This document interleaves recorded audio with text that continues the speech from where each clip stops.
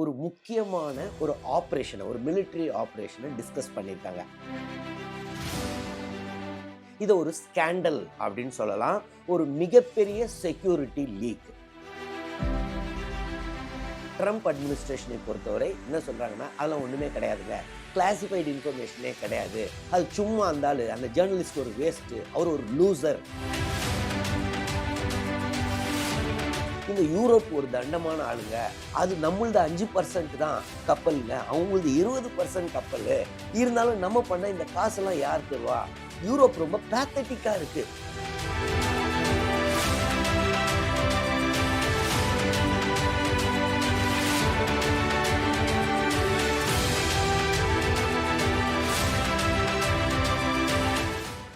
வணக்கம். இஸ்ரேல் ஜபசிங். யூஎஸ்ல signal app மூலமா ஒரு முக்கியமான ஒரு ஆப்ரேஷனை, ஒரு மிலிட்ரி ஆப்ரேஷனை டிஸ்கஸ் பண்ணியிருக்காங்க. அதில் ஆக்சிடென்டலாக ஒரு ஜேர்னலிஸ்டையும் இன்க்ளூட் பண்ணியிருக்காங்க. இதை ஒரு ஸ்கேண்டல் அப்படின்னு சொல்லலாம். ஒரு மிகப்பெரிய செக்யூரிட்டி லீக். நடந்தது என்ன? ஆனால் ட்ரம்ப் அட்மினிஸ்ட்ரேஷனை பொறுத்தவரை என்ன சொல்கிறாங்கன்னா, அதெல்லாம் ஒன்றுமே கிடையாதுங்க, கிளாசிஃபைடு இன்ஃபர்மேஷனே கிடையாது, அது சும்மா அந்த ஜேர்னலிஸ்ட் ஒரு வேஸ்ட்டு, அவர் ஒரு லூசர் அப்படின்னு சொல்கிறாங்க. உண்மையாக ஏன் ஆட் பண்ணாங்க, யார் ஆட் பண்ணால், உண்மையாகவே அது கிளாசிஃபைட் தானா? இதை பற்றிலாம் இந்த வீடியோவில் பார்ப்போம். கடந்த மார்ச் 11 பார்த்தீங்கன்னா, யுனைடெட் ஸ்டேட்ஸ் ஆஃப் அமெரிக்காவுடைய வைஸ் பிரசிடென்ட் ஜேடி வேன்ஸ், அதுக்கப்புறம் துளசி ஹப்பார்ட், அதாவது சீனியர் அஃபிஷியல்ஸ் எல்லாம், including secretary of defence Hegseth, அது இல்லாமல் national security adviser Michael Waltz, Middle East envoy Witkoff, இந்த மாதிரி ஒரு 18 பேருங்க, சிஏஏ உடைய டாப்பு எல்லாம் ஒரு சிக்னலில் ஒரு குரூப் போடுறாங்கங்க. இது மார்ச் 13 அந்த குரூப் நடந்திருக்கு. ஆனால் மார்ச் 11 பார்த்தீங்கன்னா, நேஷ்னல் செக்யூரிட்டி அட்வைசரான மைக்கேல் வால்ஸ் என்ன பண்ணியிருக்காருன்னா, ஒரு ஜேர்னலிஸ்ட், அந்த ஜேர்னலிஸ்ட் பேர் என்னென்னா ஜெஃப்ரே கோல்பர்க், அட்லாண்டிக் மேகசினுடைய எடிட்டர் இன் சீஃப். அவருக்கு மார்ச் 11 ஒரு இன்வைட் போகுது சிக்னல் ஆப் மூலமாக. இதை இன்வைட்டை அனுப்புறது யாருன்னா மைக்கேல் வால்ஸ், நேஷ்னல் செக்யூரிட்டி அட்வைசருங்க. ஸோ இந்த பேரில் எவனோ ஒருத்தன் நம்மளுக்கு அனுப்புகிறான், ஏதோ ஃபேக் இது விளையாடுறாங்கன்னு நினச்சிட்டு இவரும் அக்செப்ட் பண்ணாராம்.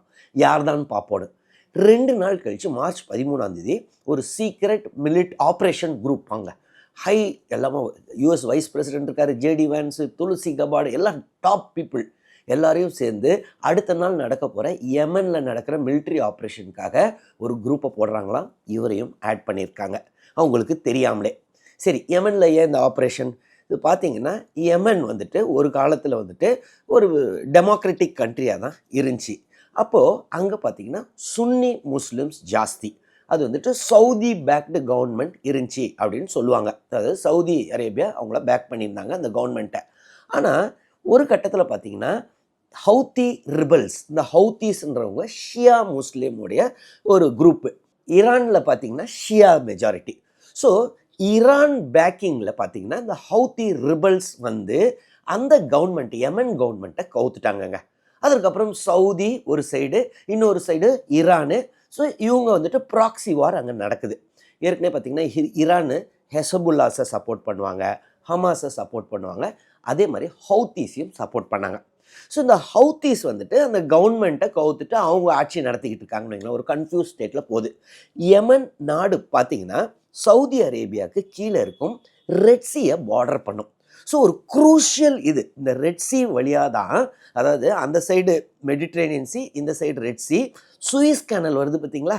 ஸோ அதை ஒட்டினாப்பில் இருக்குங்க. ஸோ சுயிஸ் கேனலை தாண்டி வர எந்த ஷிப்பையும் இவங்க வேணும்னா அட்டாக் பண்ணலாம்.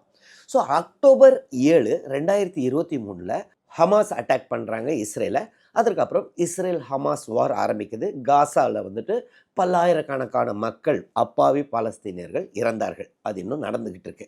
ஸோ உடனடியாக இந்த அக்டோபர் 7 அட்டாக்குக்கு அப்புறம் இஸ்ரேல் ஹமாஸ் வார் ஆரம்பித்தோடனே இந்த ஹவுத்தி ரிபல்ஸ் என்ன பண்ண ஆரம்பித்தாங்கன்னா, இவர்களுக்கு ஆதரவாக, அதாவது ஹமாஸ்க்கு ஆதரவாக நாங்கள் செயல்படுவோம் அப்படின்னு சொல்லிட்டு இந்த சைடு மெடிட்ரேனியன் சீலேருந்து இந்த சைடு வருள்ள கப்பல்கள், commercial vehicles, cargo ships, so அதெல்லாம் கண்டினியூஸாக அட்டாக் பண்ண ஆரம்பித்தாங்க. ஸோ ஒன்ஸ் பிஸ்னஸை அடித்தா ஆட்டோமேட்டிக்காக வழிக்கு வருவாங்கன்றது அவங்களுடைய ஸ்ட்ராட்டஜி. ஸோ இதற்கு எதிராக அப்போ பார்த்தீங்கன்னா ஜோ பைடன் தான் யூஎஸ் பிரசிடெண்ட்டாக இருந்தார்.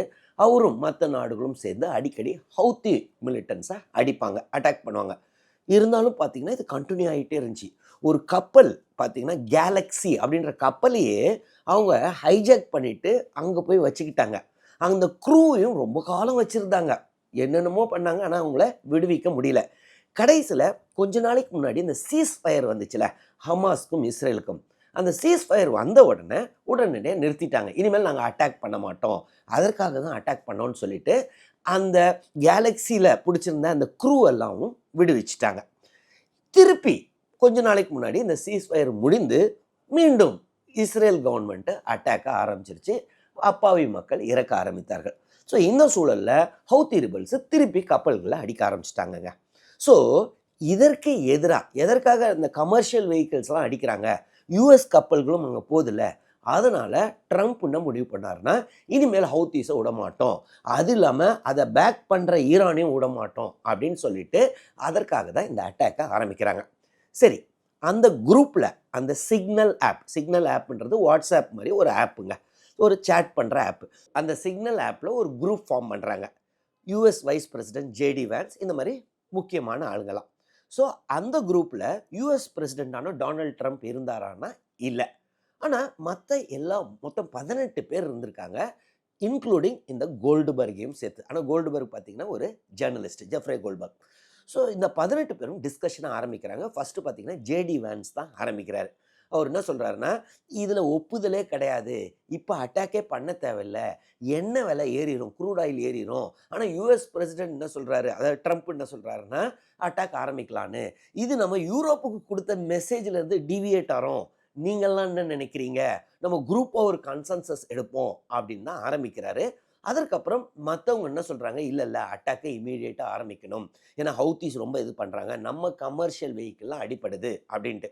உடனடியாக சரி இதுக்கெல்லாம் காசு ஆக போதில்ல, இந்த யூரோப் ஒரு தண்டமான ஆளுங்க, அது நம்மளது 5% தான் கப்பலுங்க, அவங்களது 20% கப்பல், இருந்தாலும் நம்ம பண்ண இந்த காசெல்லாம் யார் தருவா, யூரோப் ரொம்ப பேத்தட்டிக்காக இருக்குது. ஸோ இந்த அளவு மோசமாக யூரோப்பியன் கண்ட்ரிஸை டிஸ்கஸ் பண்ணுறாங்க.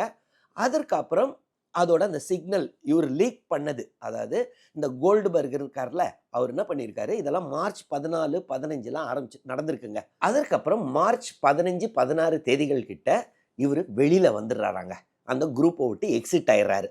இவரை யார் கண்டிப்பாக அந்த குரூப்பை விட்டு ஒருத்தர் எக்ஸிட் ஆனார்னா எல்லாருக்குமே தெரியணும்ல இந்த மாதிரி. ஏன்னா அந்த கோடு என்ன இருந்துச்சான்னா ஜேஜி, ஜெஃப்ரே கோல்ட்பர்க்ன்றதான் ஜேஜின்னு இருந்துச்சான்.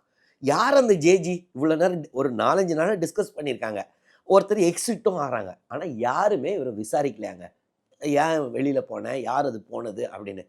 அதற்கப்புறம் இவர் சைலண்ட்டாகவே இருந்திருக்காரு. ஆனால் இந்த ஹவுத்தி அட்டாக்கெல்லாம் பார்த்தோன்னே இவங்க சீரியஸாகவே இவங்க டிஸ்கஸ் பண்ணது தான் அங்கே நடந்திருக்குன்னு இந்த 24ஆம் தேதி என்ன பண்ணார்னா அட்லாண்டிக் மேகசினில் பப்ளிஷ் பண்ணிட்டார். மொத்த இன்ஃபர்மேஷனும் பப்ளிஷ் பண்ணல. இந்த ஸ்டார்டிங் நான் சொன்னேன்ல, யூரோப்பை திட்டுறது, இந்த மாதிரி அட்டாக் பண்ணுறோம், இதோட நிறுத்திட்டார்.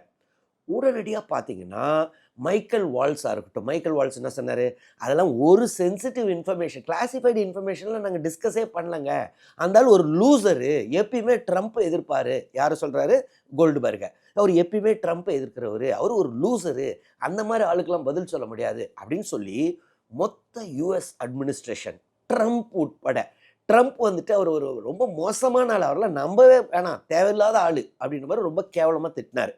ஸோ இந்த சூழலில் 2 நாள் கழித்து திருப்பி ஒரு இது பண்ணிட்டாரு, மொத்த டாக்குமெண்ட்டை ரிலீஸ் பண்ணிட்டாரு கோல்டுபர்க். அதுக்கப்புறம் நீங்கள் அந்த அட்லாண்டிக் மேகசினில் ஒரு ஆர்டிக்கலை படிச்சிருந்தீங்கன்னா தெளிவாக சொல்கிறாரு, இவங்க வந்துட்டு நான் கிளாசிஃபைடு இன்ஃபர்மேஷன் இல்லைன்னு தானே சொல்கிறாங்க, அதனால நான் உடனடியாக கேட்டேன், சிஏஏட்ட கேட்டேன், அதுக்கப்புறம் ஒயிட் ஹவுஸில் கேட்டேன், எல்லாரும் முக்கியமான ஆளுங்கக்கிட்டலாம் கேட்டேன், இந்த மாதிரி இன்ஃபர்மேஷன் வச்சுருக்கேன், நீங்கள் கிளாசிஃபைடு இல்லைன்னு சொல்கிறீங்கள, அதனால் நான் பப்ளிஷ் பண்ணலாமான்னு.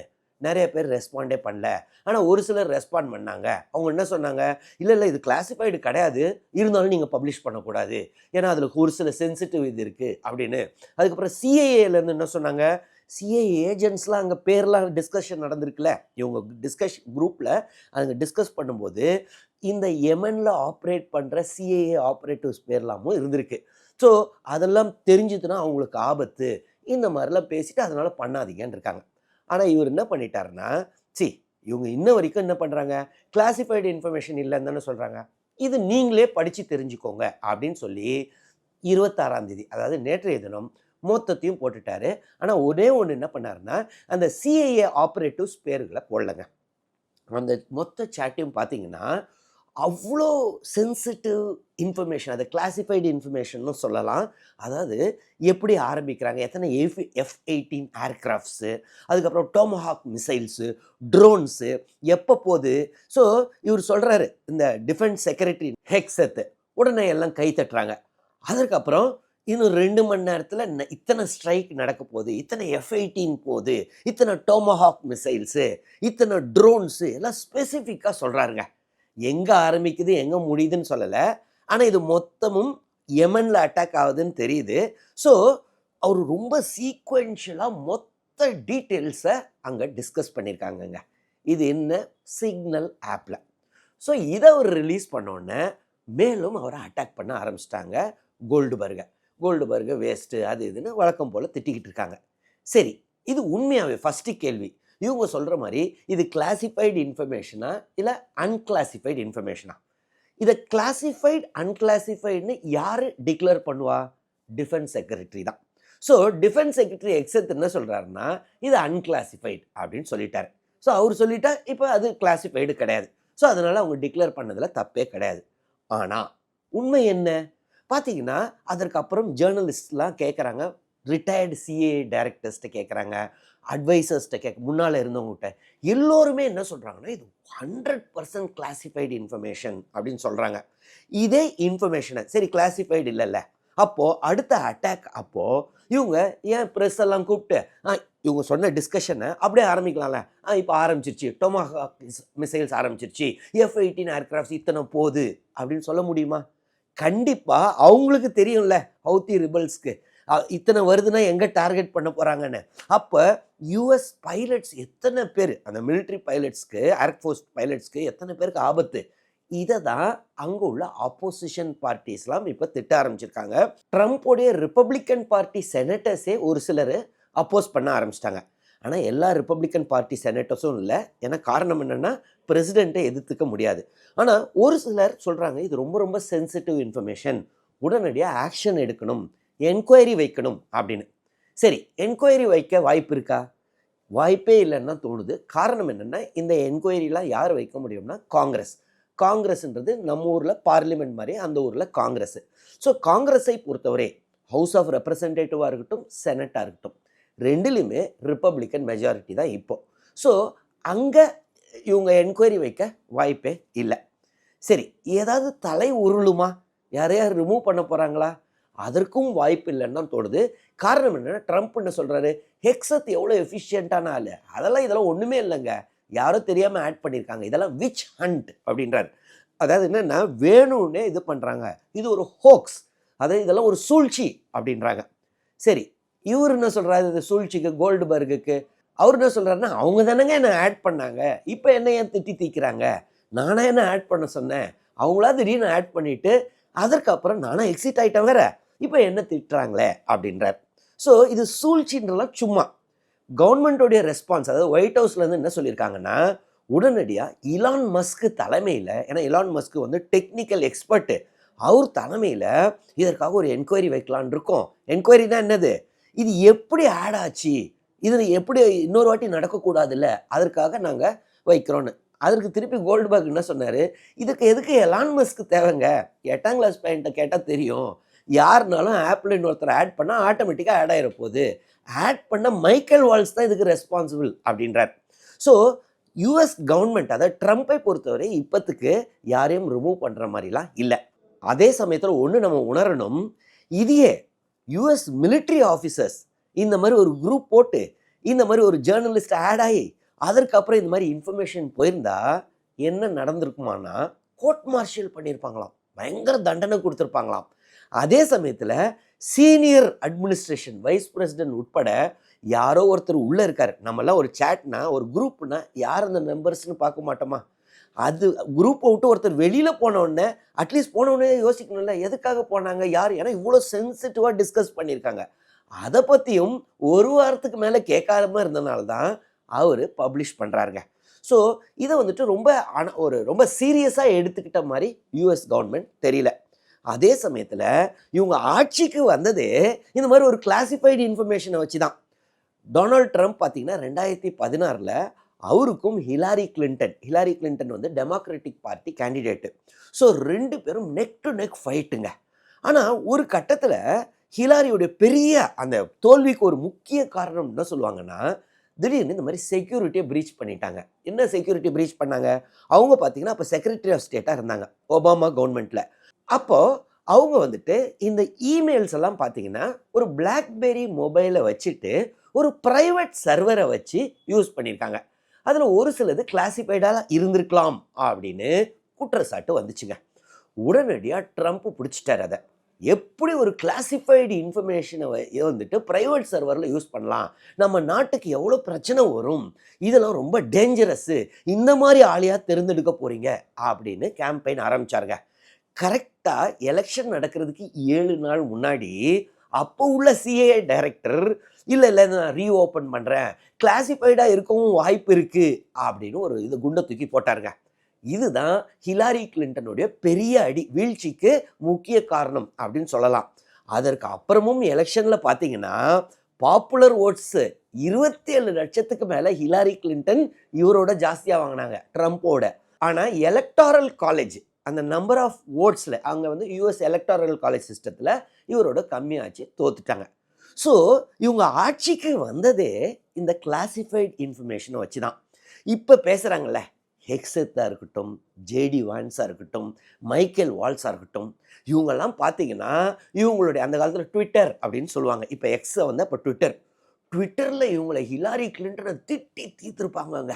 சிவாஜி கணேசன் தேவர் மகனில் கமலஹாசன்ட்ட சொல்கிற மாதிரி இன்றைக்கி யார் இதெல்லாம் அன்கிளாசிஃபைடுன்னு சொல்கிறாங்க, இதெல்லாம் ஒரு இஷ்யூவே கிடையாதுன்னு சொல்கிற பயலுக தான் அந்த காலத்தில் 2016 இந்த மொத்த கும்பலும் இது மொத்தமும் கிளாசிஃபைடு. இன்ஃபேக்ட் அது கிளாசிஃபைடாக இல்லையான்னு கூட அப்போ இதாகலை, அதை என்கொயர் பண்ணுறேன்னு தான் அந்த சிஐ டைரக்டர் சொன்னார். ஆனால் அதை வச்சு எலெக்ஷனில் ஜெயிச்சுட்டு இன்றைக்கி மொத்த ஆப்ரேஷனையும் ஒரு 3 நாள் டீட்டெயிலாக இங்கேருந்து F-18 போகுது, 2 மணி நேரம் அட்டாக் ஆகுது, நம்மலாம் ப்ரே பண்ணலாம் அப்படிலாம் பேசிக்கிட்டு இருக்காங்க. ஆனால் இதை பொறுத்தவரை அவங்களுக்கு அது சென்சிட்டிவ் இன்ஃபர்மேஷன் கூட இல்லைன்னு சொல்கிறாங்க.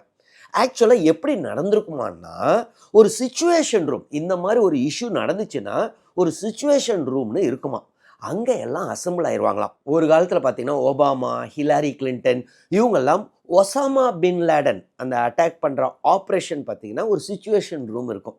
ஸோ எப்பயுமே பார்த்தீங்கன்னா இந்த மாதிரி டிஸ்கஷன்லாம் சிச்சுவேஷன் ரூமுக்கு வந்துடுவாங்களாம். ஒரு சிலரால் அட்டென்ட் பண்ண முடியலன்னா அதற்குன்னு செக்யூர்டு கனெக்ஷன் இருக்குமா. ஆனால் இவங்க பார்த்தீங்கன்னா நீங்களும் நானும் யூஸ் பண்ணுற மாதிரி ஒரு வாட்ஸ்அப்பு, சிக்னல் இந்த மாதிரி ஒரு இதை ஆரம்பிச்சுக்கிட்டு அதுலேயும் தெரியாமல் இன்னொருத்தரை ஆட் பண்ணிக்கிட்டு வந்தவரையும் வெளியில் போனதை ஏன்னு கேட்காம அவ்வளோ டாப் சென்சிட்டிவ் இன்ஃபர்மேஷனை டிஸ்கஸ் பண்ணியிருக்காங்களாம். இதுனா சிக்னல் ஆப் ரொம்ப செக்யூரான ஆப் தான் அப்படின்னு இப்போ டிஃபெண்ட் பண்ண ஆரம்பிச்சிருக்காங்க. ஆனால் இந்த மார்ச் மாதம்தான் இவர் என்ன national security adviser, national security டிபார்ட்மெண்ட்லேருந்து ஒரு அட்வைசரி போயிருக்கான். தயவுசெய்து கவர்மெண்ட்டோடைய டிஸ்கஷன்ஸ் எல்லாம் ஆப்பில் ப்ராக்கெட்டில் எக்ஸாம்பிளுக்கு சிக்னல் ஆப் அப்படின்னு போட்டிருக்காங்க. ஸோ இந்த மாதிரி ஒரு சர்க்குலர் வேறு போட்டிருக்காங்க, என்னென்னு இந்த மாதிரிலாம் பண்ணக்கூடாது, டிஸ்கஷன்ஸ் வைக்கக்கூடாதுன்னு. யாருக்காக? மற்ற கவர்மெண்ட் அஃபிஷியல்ஸ்க்காக. ஆனால் இந்த மாதிரி top officials, wise president, CAA director, defence secretary, so இவங்க எல்லாம் இந்த மாதிரி ஒரு சிக்னல் ஆப்பில் டிஸ்கஸ் பண்ணது ரொம்பவே ஒரு பெரிய தவறு. இது ஒரு ஸ்கேண்டல் அப்படின்னு தான் சொல்லணும். ஆனால் இந்த ஸ்கேண்டலை பொறுத்தவரை தலைலாம் உருள போகிறதில்ல. ஏன்னா ஆட்சி செய்கிறது யார்? ட்ரம்ப்பு. என்றைக்குமே ஒருத்தருக்கு க்ரூடு மெஜாரிட்டி கொடுத்துட்டோன்னு வைங்களேன். இப்போ பார்த்தீங்கன்னா ஒரு நல்ல மெஜாரிட்டியில் ஜெயிச்சிட்டார். ஸோ ஒன்ஸ் மெஜாரிட்டி வந்தோடனே ஆட்டோமேட்டிக்காக கேட்க ஆள் இல்லை அப்படின்னு சொல்லி இஷ்டத்துக்கு இது பண்ணுவார். ட்ரம்ப் அந்த மாதிரி தான் டீல் பண்ணுறாரு. என்னை பொறுத்தவரை அஃப்கோர்ஸ் அவங்க நாடு, அவங்க செக்யூரிட்டி இருந்தாலும் ஒரு நேஷ்னல் ஹெட்டாக, அதுவும் டெமோக்ரஸின்னு பேசுகிற நாடு, சைனாவில் ஏன் டெமோக்ரஸி இல்லை, ரஷ்யாவில் ஏன் டெமோக்ரஸி இல்லை அப்படின்னு டெமோக்ரஸியை உலகத்துக்கே ப்ரீச் பண்ணுற US 4th pillar of democracy என்ன? ப்ரெஸ்ஸு. அது ஸ்ட்ராங்காக இருக்கணும். அவர் எந்த தவறும் பண்ணலையா அந்த கோல்ட்பர்கு, அவரை இவங்களா சேர்த்தாங்க.